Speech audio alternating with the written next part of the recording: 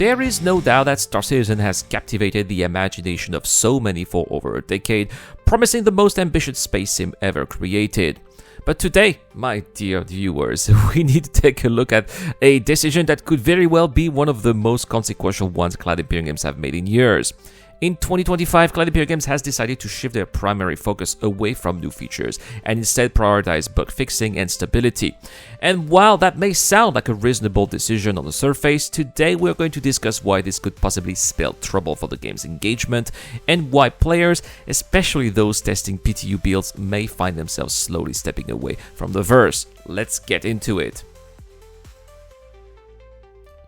Now, let's be fair, the decision to focus on bug fixing is not coming out of nowhere. For years, players have been frustrated by game-breaking issues, bugs that have plagued the game across various patches.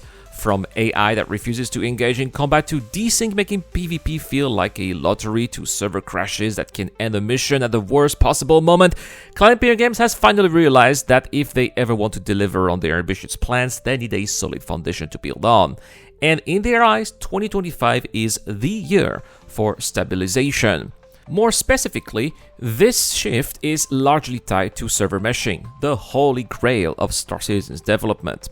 If Cloud Imperium Games want a seamless universe where multiple star systems interact dynamically, they need their tech to work reliably.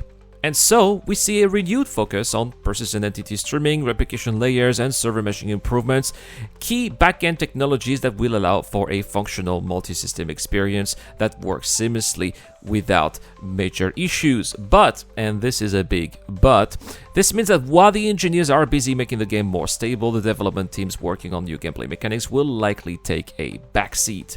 And that, my friends, is where the problem starts. Let's be real here, Star Citizen is fueled by hype. Every major update, every new ship release, every dynamic event creates waves of excitement that bring players back into the game.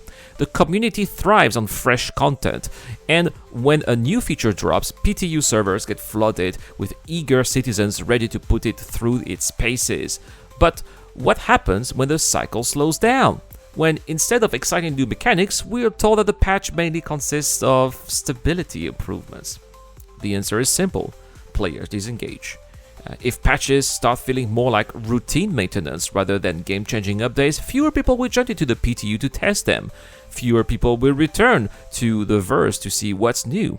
And in a game that relies so much on community-driven content, whether it's piracy, trading, large-scale org battles, or casual exploration, less engagement means a less vibrant universe.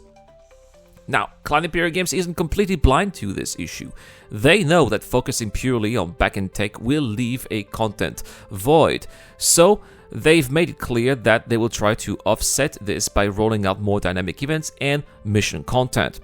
We've seen this before with events like the Cheetah of Horizon, Jumpdown, and the Ninetale Lockdowns, limited time activities designed to bring players back into the game. But here's the problem: these are temporary solutions. They don't bring in the same long-term engagements that new gameplay systems do, and once the event is over, we go back to exactly where we were, waiting. So, what does this all mean for the future of Star Citizen? Cloud Imperium Games is walking a tightrope in 2025. On one hand, they need this stabilization period to ensure server meshing works and that the game is prepared for the next major leap, the release of Star Citizen version 1.0. But on the other hand, they also risk burning out the community's patience if engagements drop too low. The answer? Well, a balance. Yes, stability is crucial, but Cloud Imperium Games must also keep the momentum going with engaging content updates. They cannot afford to completely halt feature development, or else they risk alienating the very player base that has funded these ambitious projects for over a decade. The key will be striking the right mix: enough fixes to ensure long-term viability, but enough new content to keep the game exciting in the short term. So, my dear citizens, what do you think? Is Cloud Imperium Games making the right choice by putting a pause on major feature developments to focus on stability? Or are they playing a dangerous game that could cost them player engagement? Let me know in the comment section down below. If you enjoyed this discussion, don't forget to hit that like button, subscribe for more deep dives into the world of Star Citizen. Don't forget that we have a giveaway this month. I'm giving away a Misc Fortune. All you have to do is to subscribe to the channel. 10 entries will be given to people who comment to any videos posted this month. Automatic entries for people who support on Patreon or via the YouTube membership program. It also really helps the channel and gives you access to also lots of exclusive content and exclusive Discord access too. Guys, that is all for today. Thank you so much for watching, guys. I have been Irad. A shout out to Dr. Fabin, Shadow Rise, Ducky to Ducker, and Zero Crusher, and I'll see you in the next one.